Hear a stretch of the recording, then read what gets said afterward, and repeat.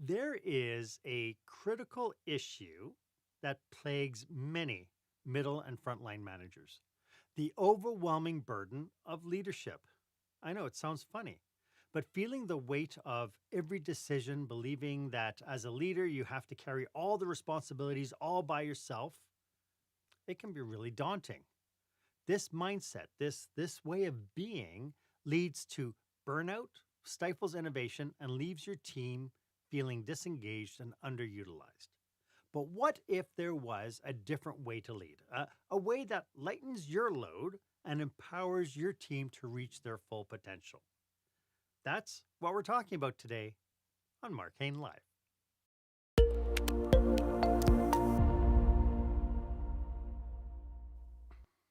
Thank you for tuning in today. This is where small business owners and entrepreneurs develop new skills to help them create the jaw dropping, show stopping experience that their customers and their employees deserve.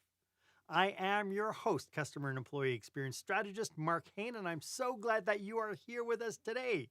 My guest for this episode is the father of co creative leadership, Steffan Surdek. And today we are going to be highlighting a revolutionary approach that empowers leaders to share the load, engage their teams, and foster a collaborative environment. I do have one simple request though. If there's somebody in your circle who could benefit from the insights that we're sharing with you today, please do them a favor and pass along the link to this episode. Knowledge is power, but only if we share it. And we know that there are people in our circle, and it's like you come across some content and you think, good golly, Kevin could really benefit. Go ahead and share the episode with Kevin. Say, hey, Kevin, here's an episode you need to watch. And today is going to be no different. I've mentioned my journey into leadership many, many times on this show. I was a high performer working in a restaurant when one day my manager came to me and said, Marc, you do such an amazing job.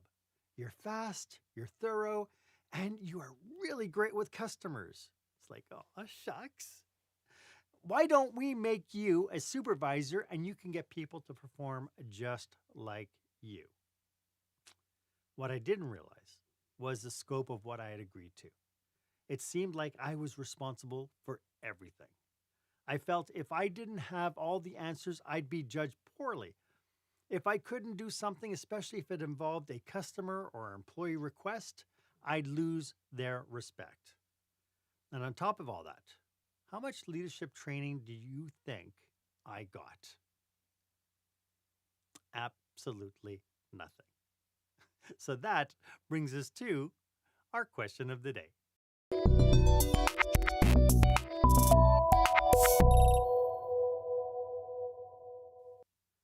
So, have you ever felt the weight of leadership being solely on your shoulders that you leave every single day exhausted and wondering why your team isn't working half as hard as you? Look, I shared my story. I'd love to hear yours. Why don't you go ahead and share the link to this episode on your favorite social media platform? Put down your story and make sure that you hashtag it experienced leadership, because I'd love for you to be part of this conversation. As I mentioned, my guest today is Steffan Surdek. Steffan is a renowned leadership coach, author of the groundbreaking book, The Way of the Co-Creative Leader, and founder of Surdek Solutions. With a rich background in software development and agile coaching, Steffan helps leaders transform their mindset and leadership style to increase trust, commitment, and engagement from their teams. Steffan, welcome to the show. It's great to have you. Yeah, it's great to be here, Mark. Now I'm going to have to match your energy level. That's a tough act to follow, man. Hey, you know what? I like to bring people up with me. All the Well, the let's the, the go. tide the tide brings up all boats, and I hope I am a tsunami for you. Well, let's do that for everyone today. Let's go. Let's. Excellent. So before we get too deep into today's topic, I'd love to know a little bit about how you serve your clients. Who are your clients? Who's your target market, and how do you serve them? So I have two types of clients that I work with. One of the my client types are leaders inside organizations. So this could be executives, directors, general managers, that kind of position. And can work one-on-one with these leaders to help them become more co-creative leaders. So essentially, when I work with them, I take a look at their leadership style. I take a look at how they act, how they work with the people on their teams. And based on that, I can give them feedback. And when we have our one-on-ones, we can talk about what could they do different, how can they address some of their current issues based on the skills of a co-creative leader. The second part of my clientele are management teams. So, you know, those infamous leadership teams that struggle making decisions together. The meetings go round and round in circles. There's a lot of unsaid things between people on the leadership team, and the team is kind of dysfunctional. That never happens. Those Come on, Stefan, get real. Come I on. What I are you know talking it about? never happens, but when it does, I'm there for it, and I'm the person that can help them get over On that the rare times it happens. on the rare times. But it's fun giving the caricature because, you know, when I explain my work to people and I explain it in this way, they say, "Oh, you must not be lacking any work," you know, just because of how often this happens inside of companies. And it is amazing though, because there is still some semblance of truth, because a lot of leaders, I don't think, are actually aware of the problem. What they're reacting to day are really the symptoms of the problem, but they're not really Yes. addressing the problem. So it's not like you have leaders calling up and going, Stefan, yeah, I'd like to hire you because I think I suck as a leader. Well, it's not even that they suck as a leader, to be honest with you. When you look at the management teams, I think part of the problem is people just got used to things being this way and they can't imagine it being any other way. Right. So they kind of just work with it. They live with it the best they can, even though they're not happy doing this. Right. So let's start off by talking about the traditional leadership paradigm and why it often results in leaders feeling that they must take on all the weight. So, what I've found over the years, I've been doing organizational coaching now for about 10 years. And what I've noticed is that often the problem that you brought up when you started the story of leaders getting no training, that's a very common story. Mhm. That happens with a lot of leaders. So you have technical people in IT, for example, which is more the world I grew up in, that get promoted in higher and higher positions inside the company because people want to acknowledge the work that they've done. They want to acknowledge the influence that they've had, and they'd like to have people that are just like those people. But the problem is those leaders didn't have any training, didn't have necessarily always good examples, so they're reproducing the patterns that they've seen from other leaders in the past. And the other thing is that some leaders really lack the self-awareness piece, so they'll be very demanding with people, but they don't notice themselves how they contribute to the mess that's happening around them. Right. Because again, what they're seeing is they're seeing the outfall. They're seeing Exactly. people are at their desks or doing their tasks and they're confused about certain things. And, unfortunately, as a leader, I got trained through osmosis, which meant that Yeah. I learned more by getting into trouble and people saying, you're not supposed to do it that way. than, than anything that I mean that was the scope of my training. And so in many organizations I find that this is typically the challenge, right? Is that people are left, and so this manager from Yeah. where they're sitting are seeing people who are disengaged, somebody who's not taking initiative, they're not very creative in their problem solving, because ultimately the staff don't understand what their role and their responsibilities are.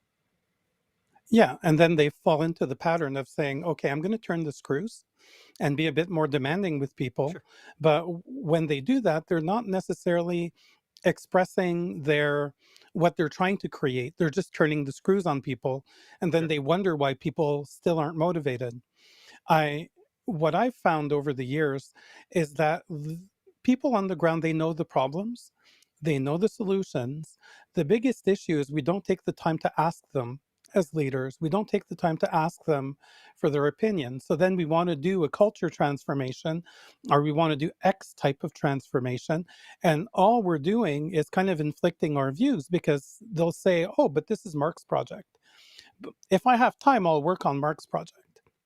But if you can get your team on board with you, get some key people on board with you from the start, you can get a completely different result, because now you have people that understand where you're trying to go.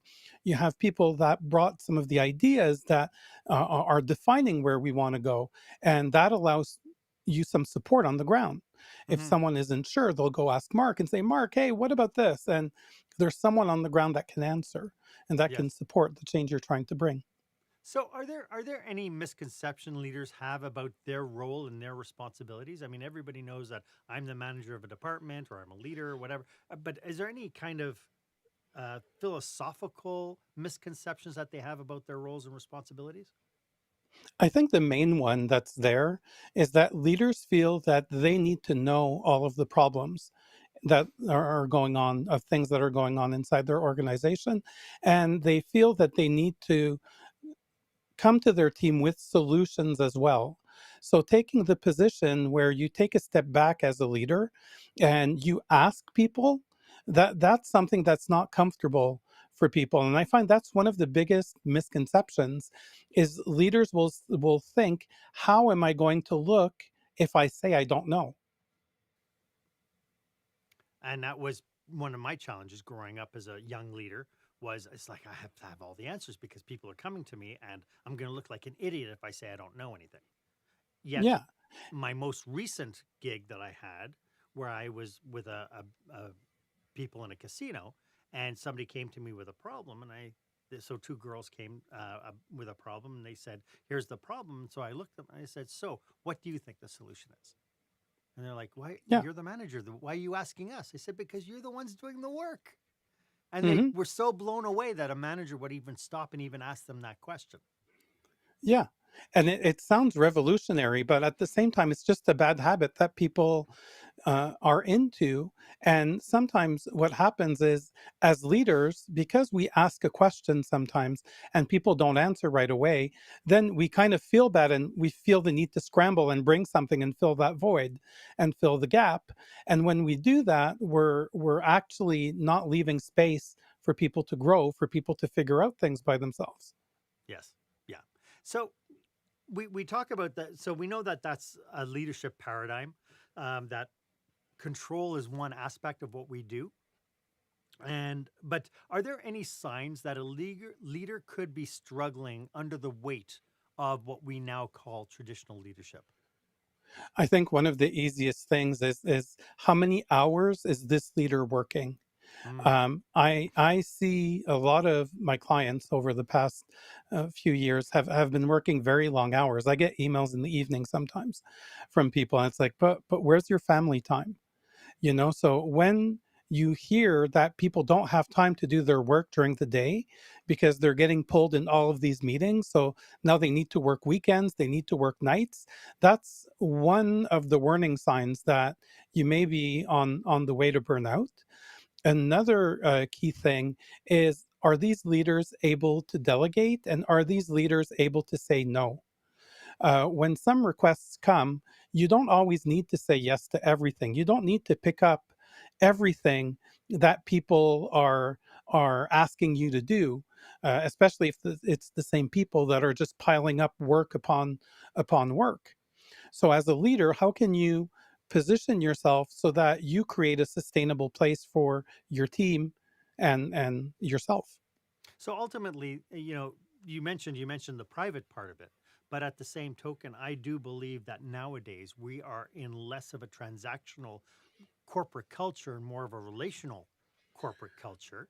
And so I imagine that you're not only suffering on the home side, but your work side is you're no longer you're actually forcing yourself into your own silo. Is that fair? Yeah, I think that's fair, but when you talk about business being more relational than transactional, I think that depending on the company and the culture, there's still a lot of people that see it as transactional. They won't see the person in the other department as their partners. They'll see it as these people that they need something from. Mm. And, they don't look at how good partners they are. Do they ask early enough? Do they make it easy for the other team to say yes to you? Or do they just kind of arrive and come with all the baggage and all the stories that have been there over the years? Exactly. Doing the same thing over again, expecting different results. Yes. So, how do these struggles then in leadership manifest in the leader's behavior and decision making processes then? So when it comes to the decision process, one of the things I find is that for some leaders that are discouraged, just with their even with their leadership team, not stepping up and taking ownership and making, people tend to grumble by default and go, okay, uh, this is what we're going to do. And they put their foot down instead of just being curious as to, okay, no one's saying anything, why? And, trying a different angle on it to get people to talk. I think sometimes people are just so discouraged, so to speak, with the way things are, that when they see some of those patterns happening, they you can see them with the big sigh, and then they bite the bullet and they do what they don't want to do, and but what they feel they need to do. Yes, yes. It's interesting. I just got a comment from Anna, who's probably one of my best followers. I'll put it up here. She says, see if I can make this a little bit bigger. She says in her post here, she said that she has worked for somebody. Let's see, can I make it big? No, it won't let me make it any bigger. Okay. She says, uh, Mark is the type of manager that always included his team and asked for, oh, okay, so this is when she was working for me. He made us all feel that our ideas were mattered. And so this was the perfect scenario in which the, you know, when something happened, I wanted to include the team rather than take all that on myself. But that was after years and years and years of development. Um, Hmm. we do know that even now, there are managers out there who are still carrot and sticking, people who do feel that they need to make all the decisions. So, how does this particular behavior impact the overall culture and growth of a person's team, a person's company? Um, what they're responsible for. I think what happens in those cases is that they start completely disempowering people. Hmm. One of the biggest questions that I ask leaders, and for you people on listening to this, if there's only one thing you need to note down from this entire conversation, it's what does your leadership create? So that self awareness of when I speak up as a leader, what does it create? When I don't speak up, what does it create? When I act in this way, what does it create? What does it generate around me? And I'll give you a very subtle behavior that we'll see from some leaders sometimes, that you'll go, oh, yeah, it's a good thing. But when you think about it, it's actually not as good as you think. I think of these leaders that someone on their team comes to see them and that goes, oh, Mark, I'm thinking of doing this to solve a problem. And Mark says, oh, yeah, great idea. Go ahead. Now you just approved. Hmm. Maybe you didn't want to approve, but you just gave him a blessing. So sometimes, people to you, it's a good idea to ask, uh, why are you asking me this? Are you looking for an approval, for an opinion? What is Hmm. it that you want from me right now? Just to help people kind of notice kind of what they're creating and for you to create something different. Hmm. Yeah, and so part of that, to your point, I mean, depending on what the corporate culture looks like, sometimes people will come to share ideas on what they want to do next, just because they feel they have to make sure that they don't Mhm. get beaten down with the after effect of whatever happens. By the way, I just want to quickly just mention to Anna, thank you so much for the compliment. When it popped up on my screen, I didn't read it at first, so I just want to say thank you for that. So I'd like to get into the 5 key elements of this idea of co-creative leadership, and we'll get to that right after this. When the spotlight shines on your business, are customers applauding or yawning? In other words, how is your business performing? Make your business a star with the new book, Lights, Camera, Action: Business Operational Excellence Through the Lens of Live Theater by Marc Haine. Marc uses his business and acting experience to help you see your business like a live show, so you can create a performance your customers will never forget. Buy Lights, Camera, Action today at your favorite online retailer or directly at marchaine.com. Welcome back. I am speaking with the leadership coach and the father of co-creative leadership, Steffan Surdek. Steffan, why don't you tell us a little bit about your book? Okay, so my book was a fun journey, actually. It's called The Way of the Co-Creative Leader. And the idea for co-creative leadership actually came up at the end of 2014 for me. And I was giving a talk somewhere, and at the end, they asked me, what is the one quality that leaders need to develop to be better leaders? And after about a minute of ranting, I blurted out, it's very easy. Leaders just need to learn how to be more co-creative. And the idea of co-creative leadership was kind of born in that way. And the next thing was I had written an article to talk about the ideas and to talk about the why. And someone reached out for me and said, hey, would you write an article for our website? So I said, what could I write? And thinking about it, I said, well, how about the 5 key skills of a co-creative leader? So you can almost say I made up the 5 key skills based on my experience, of course, written on the side of a napkin. But since then, this is what I've been teaching my clients. This is how I've been teaching them to work. So these 5 key skills, in a nutshell, the first key skill is being a voice among many inside the conversation. So how many leaders feel the need to speak last? Because if they bring the idea first, or as soon as they bring an idea, their team stops talking and they go, oh yeah, let's do that. So, how can you be that leader that can speak first, that can speak in the middle of a conversation, that can speak at the end of a conversation? But your team is still going to be comfortable challenging what you've said, challenging your idea, and creating a conversation around it. There's a bit more to it, but that's the high level. The second key skill is unleashing the leaders around you. So there's something in organizations, we see them everywhere. I like to call them dormant leaders. So dormant leaders are these leaders in companies that don't have the title. And unfortunately, because of the culture where they're at, they don't have the title, they're not considered leaders. But if you ask them what they do at home, they're doing these great things. They're the coaches of your kids' sports teams. They get involved in all sorts of ways as leaders in their community, but at work, they just can't show up that way. So unleashing the leaders around you is around leaders creating leaders. So how can you take these dormant leaders and prop them up inside your organization? I love that. The, Before you jump into the third one, for Go those for it. people who are watching it, some people might be listening to you going, oh my goodness, this seems like a really different way of looking at my leadership style and the way I've been operating. How can people get in touch with you if they want to pick your brain and get you to help them out? The easiest way is to find me on LinkedIn. Okay. I send every single day. You can send me a connection request. We can chat over DM. You can We can interact in that way, or you can write to me directly uh, at my company email at my first name, Steffan, at surdek.com. And just say Perfect. that you saw me on Mark's podcast. This topic intrigued you. You'd like to know more, and we'll just book a call and we'll have a chat together. I'd be glad Sounds great. to share more. Sounds great. Okay. So we've got the first 2 of the 5 key elements. What is element number 3? The third key skill is building the capacity of your team. So, as leaders, when it comes to building capacity, often the mindset is, hey, I have money, I pay for training. But that's one way of building capacity. The other way of building capacity is you getting involved as the teacher. So when I talk about building capacity, I want to make this really visual for you. So imagine yourself at the gym. You know that infamous gym subscription at the start of the year where maybe you get to March or not.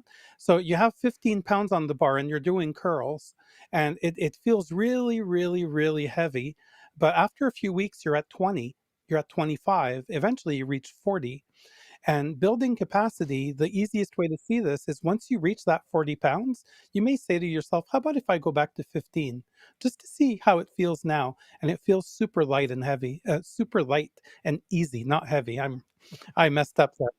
So the idea is how can you teach your people slowly so that they're able to acquire the skills to do what you're looking for them to do, and they're able to take ownership of it and take ownership in a way that you don't need to worry about doing this anymore. They've got it.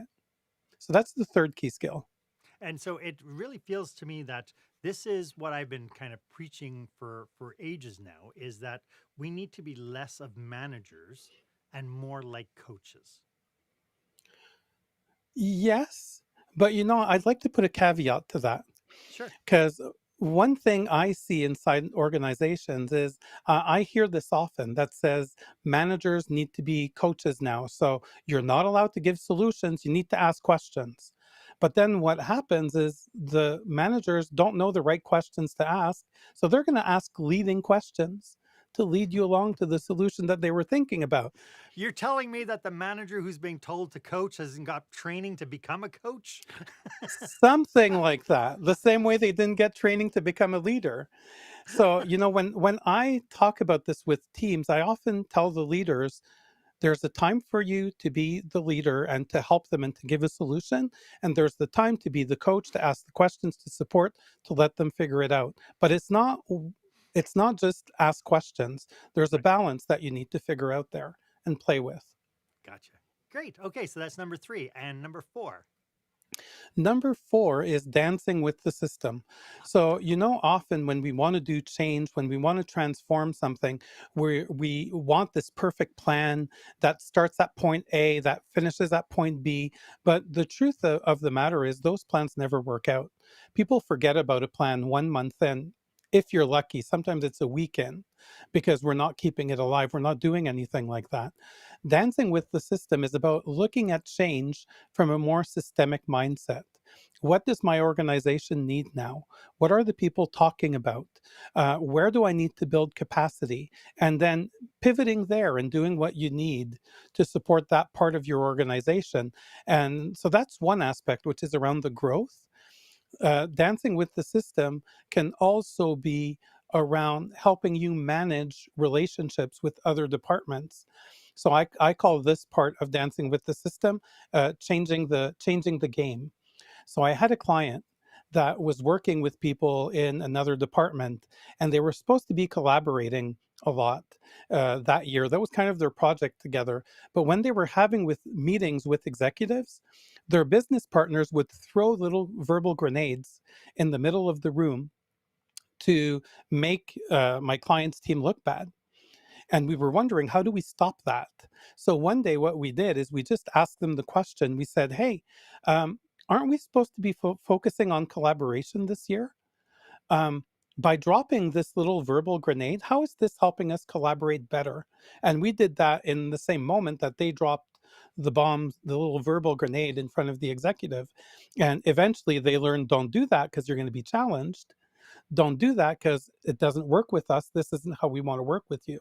So, how can you dance with the system, inject something, do something, see what it generates, then adapt, and then try something else? And that seems to make perfect sense in the context of being able to debug and then open up that lines of communication. It does seem to me that there's a couple of skills required from the leader in order to make some of this happen. Oh, The yeah. first thing that popped to mind is this idea of humility, right? Not Yes. not understanding that you don't have all the answers and that's okay. Yes. Humility is a big one. Vulnerability is another one. Yes. So, to be a voice among many, for example, if we take this in for vulnerability, if you notice that you just shut down someone, do you have the courage in front of your team to say, "Oh, Mark, I'm sorry, I just shut you down. I shouldn't have done that. I apologize. Can you start over, please? I'm going to listen now."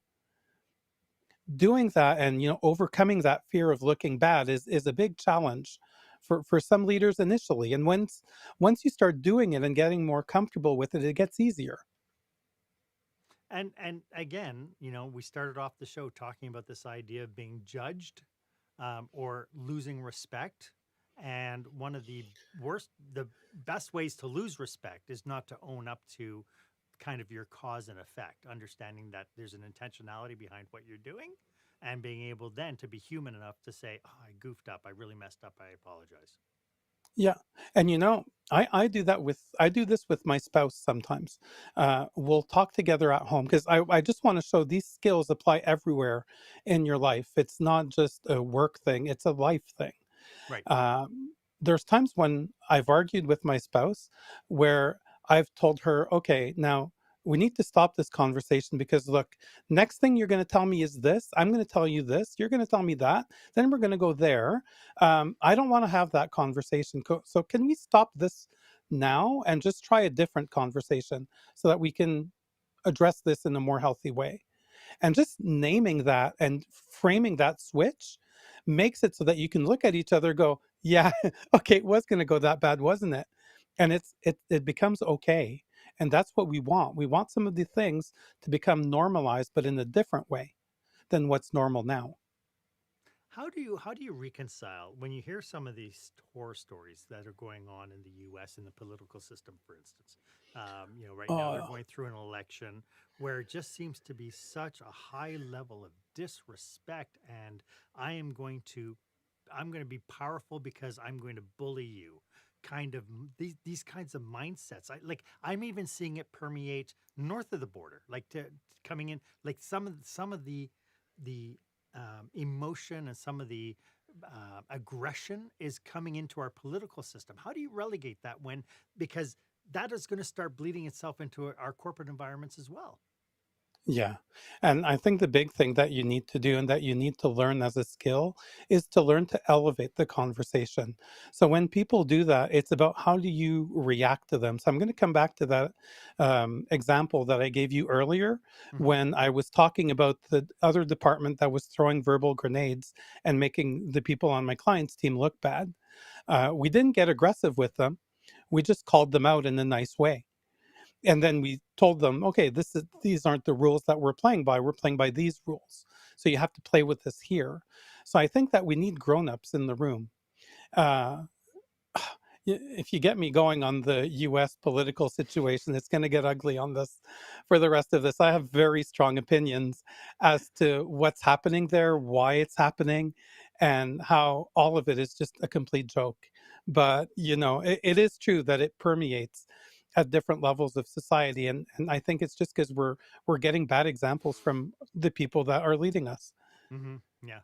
Yeah, it's so That's my interesting political way of because answering. because I also do see this, like I see this a lot in the different cultures. Like my daughters are in the working age now. They're working in their first jobs, and Mhm. they're coming home with horror stories of how they were treated. In fact, I wrote a blog post called "Employees are a dime, or You're a Dime a Dozen," because I was in Yeah. a store listening to a supervisor chastise one of the employees who was asking for, they had requested the weekend off, and something to do with the scheduling. Why it was happening front of house, I don't know. But then I witnessed it, and I literally witnessed the supervisor looking at the employee and going, "Look, employees like you are a dime a dozen."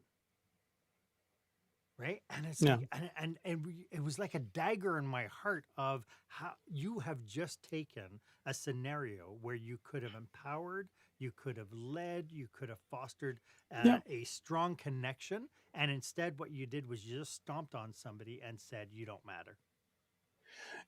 You remind me of a leader once that I worked with. This leader used to like to inflict his ideas on his team and the way that he worked on his team. And I was trying to help this person soften down.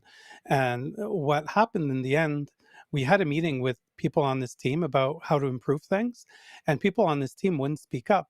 Even when I was trying to encourage, and it's because this leader was bullying them a bit. So in the end, I had a conversation one on one with the leader, and I said, "Okay, did you notice what happened?" And we started talking about it. And the person told me, "Well, all they need to do is they just need to know how to respond to me and how to answer back to me." So I said, okay, so that's what you want? And they said, yeah, that's what I want. So I said, okay. So I took one or two people on his leadership team and I didn't tell this person. And I trained those people up to be able to answer the leader and to kind of, stand their ground. So then the leader was complaining to me, why are they standing their ground? And I said, well, isn't that what you asked me to do? I gave you what you asked, maybe not the way you expected it, but I just gave you what you asked. Now, if it's a problem this way and it's a problem that way, what's the commonality? Where's the real problem now, do you think? So Nice. it's about challenging the mindsets. I think, just to say one thing about the politics in the States, and I'm going to force myself to stop. What I find is people are living in alternate universes, and it's okay. And it's okay to ignore the quote unquote real world. But if we don't have a common goal, a common understanding, a common way of seeing the world as leaders, then it's part of our responsibility to help create that in our teams. Yes. Yes, absolutely. And to your point, you're always going to have people on your teams who are going to be kind of pushing back. Some won't push back to your face, but they'll push back at the water cooler at the lunchroom. And so being close to it, being close to the floor, as it were, will help leaders gain some insight, especially if, like we talked about, Yeah. they have high humility, they have high level vulnerability, and they've built a high level of trust doing it at the same time. And sometimes you need to let people go. Hmm. If the people aren't interested in what you're trying to do, if they're not a right fit for the culture that you're trying to create, the fact that you're keeping them, if we come back to this dancing with the system, by keeping these people, you're telling the system this is okay. So now other people see those behaviors and think that they can start acting that way. So you need to kind of draw the line somewhere. Yes. Yeah. And, the one thing about human behavior, especially the negative human behavior, is it will never get better on its own. It will always evolve Mm, and will always yeah, evolve to the bad unless it's addressed. yeah, Yeah. yeah, because And people are testing limits.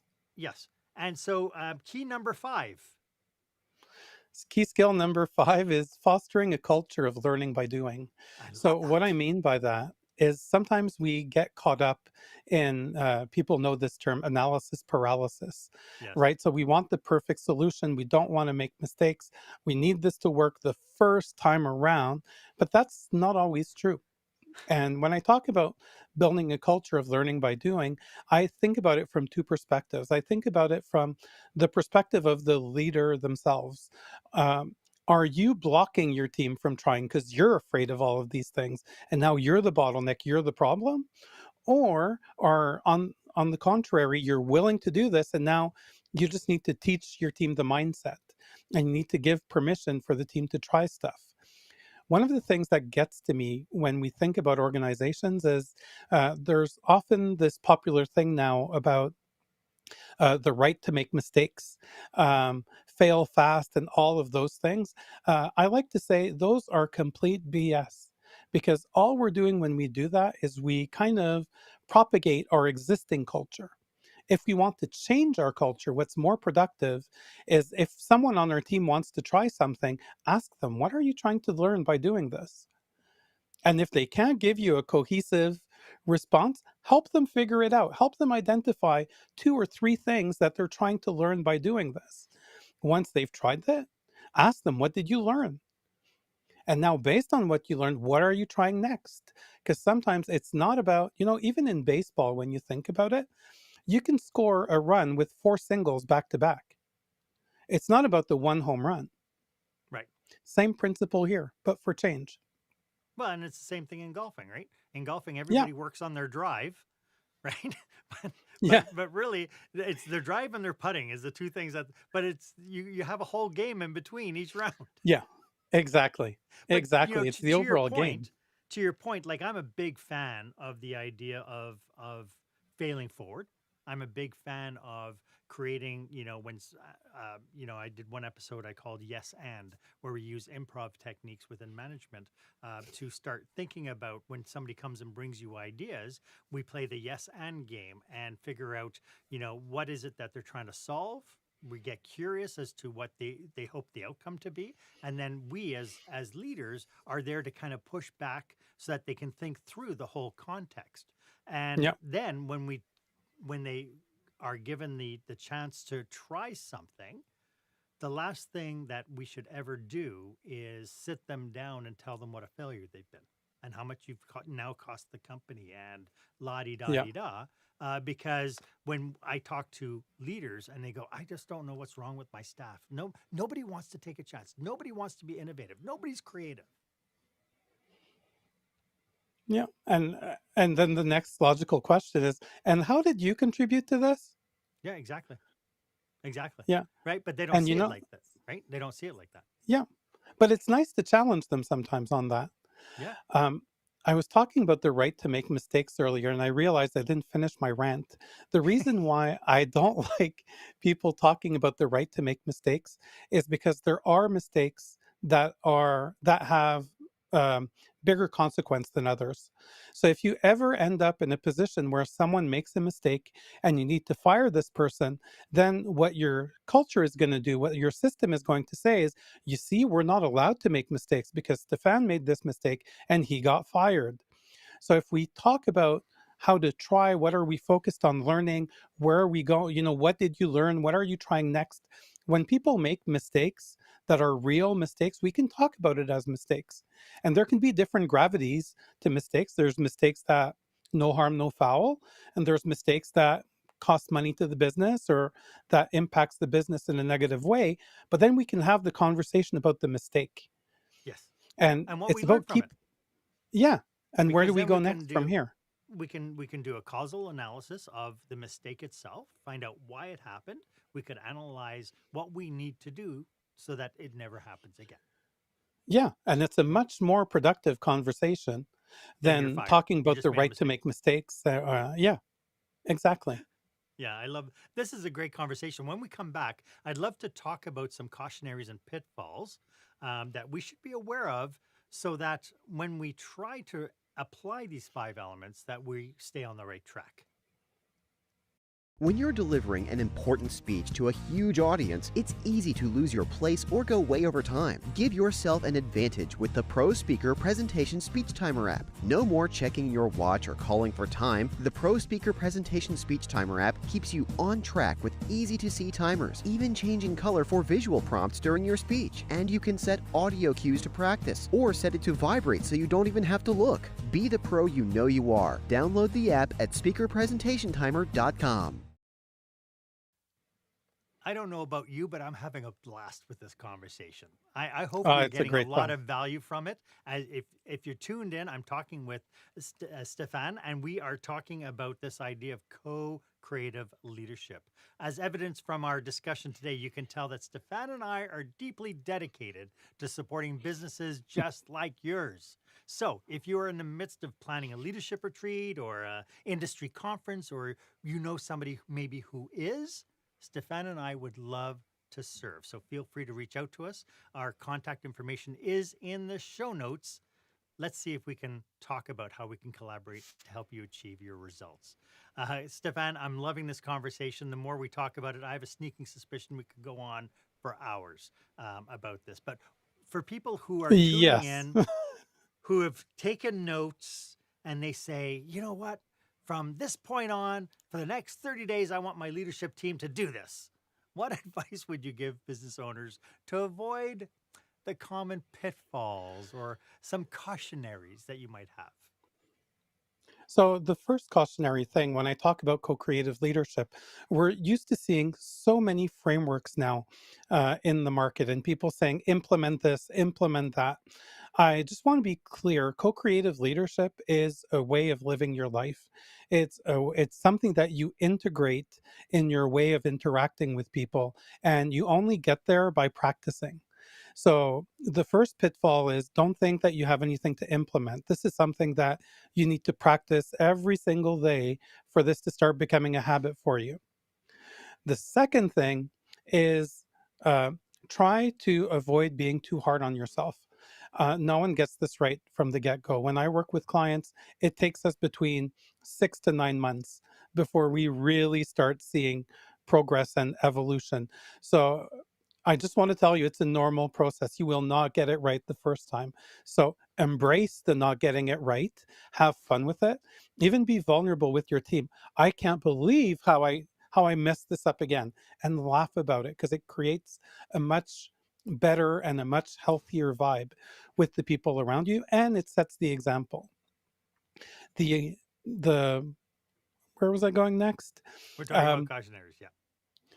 yeah, And so to your point, and the next thing is go ahead. no, go ahead to Um, my point. so so I've lost my train of thought as well. So this is what happens when two podcasters have a brain fart. Yeah. So we're talking about So the one cautionaries and thing that I'd pitfalls, like to and add, yeah, go on. the one story I'd like to add, it's not necessarily a pitfall, but it's kind of a suggestion for how you can move forward with this. Find safe spaces to practice. So sometimes the safe space may be your family, maybe a conversation with your spouse that you've never tried before, an interaction with your kids that you've never tried before. Those all count. Um, One of my clients that I worked with was someone that was very reluctant to coaching inside from an organizational perspective. And one day I gave this person a book, The Gift of Imperfection by Brene Brown. And the leader read the book 3 times apparently over the weekend. And when we met again, the leader told me, Stefan, you know what was cool? I saw a lot of things here that I could apply with my daughter. So I started coaching this person to improve their relationship with their daughter. And that was our focus. I didn't even talk business. We just focused on their daughter. And eventually, I saw a business context happen, which looked a lot like a conversation that I had about their daughter. So I said, if this was your daughter, what would you do? And then the lights came on. So it's a little bit like a Karate Kid moment, wax on, wax off. That's kind of what we were doing, and we can just apply those skills elsewhere. So it counts everywhere you can practice. It's about getting used to this new suit that you're wearing, so to Yes. speak. And, again, to what we talked about earlier with transparency, vulnerability, and so on, there is absolutely nothing wrong with bringing your team together and saying, guys, I've made a commitment to myself to become a better leader, and here's what you can Yes. expect, right? Yes. And And if you want to and go using them ahead, as your please, I accountability interrupted. partners. Yep. Using them as your accountability partners may be tricky though, because depending on your culture, they may feel bad doing it. So that's part of the learning game. Sometimes with leaders, what I'll do is I'll invite them to try something where they say, okay, we're having a management team today, management team meeting. What I expect for the next 2 hours is I expect to hear challenges, and we're going to see how I react. We're going to see how you are good at bringing those challenges. And we kind of normalize that that's what we're practicing today. Nice, nice. So if I could even people, turn that into a written exercise where people might have little tabs or stuff about saying, and maybe the tab starts with, when we discussed with a blank, I felt yeah, blank, right? yeah, give them stubs and then have the Yeah, conversation. And just the fact that you're having that discussion as a group, that's amazing, because yeah. that also counts as practice. And Yes. that's what you want to do. Stefan, this has been such a great conversation. Do you have any last thoughts about what we've been talking about today?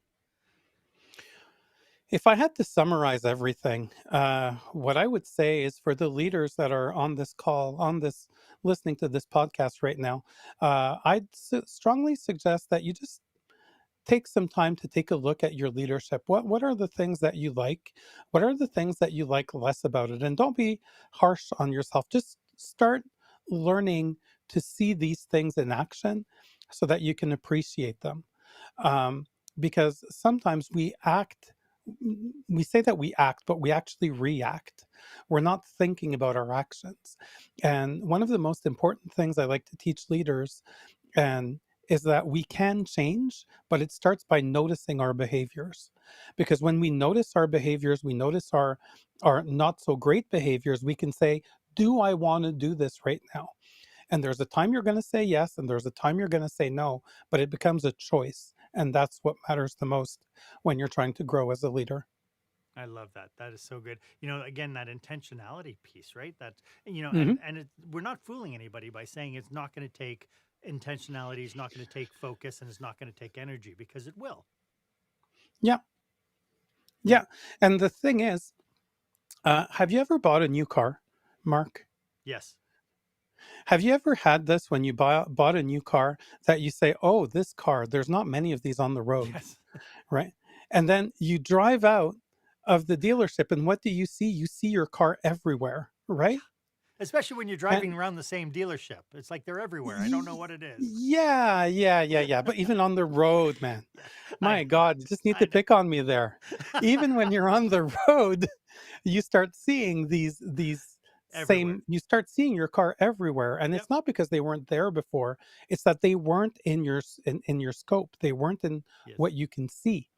So as a leader, I often ask leaders to look at the identify some of the bad sides of themselves, but it's not to have them do a walk of shame. It's about for them to take time to notice, why did I act this way? What was my Mhm. trigger? What did my trigger look like? Because if I recognize the trigger, then I can go, I'm triggered. What do I want to do? And that's where we're trying to get to in the I end. it's funny because I just did a dealing with difficult people exercise with the government of Alberta employees, and we did a hot button exercise. And so part of the exercise was to get them to see something that says, no, this triggers me. And so the whole basis behind the exercise was to say, once you can recognize what it is that triggers you, once you can name the devil, well, now you can put together a strategy to deal with that devil, which I think is handy.